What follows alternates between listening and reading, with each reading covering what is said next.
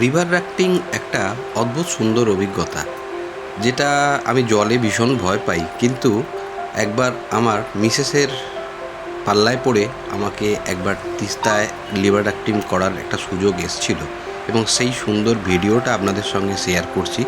এবং এটা যদি আপনারা করতে চান, শিলিগুড়ি থেকে মাল্লিতে আপনাদের যেতে হবে এবং মাল্লিতে এরকম প্রচুর রিভার রাফটিং করা হয়, তবে বর্ষাকালে এটা বন্ধ থাকে। বর্ষাকালের কিছুটা আগে আপনাদের যেতে হবে, যখন নদী অতটা খরস্রোতা হয় না।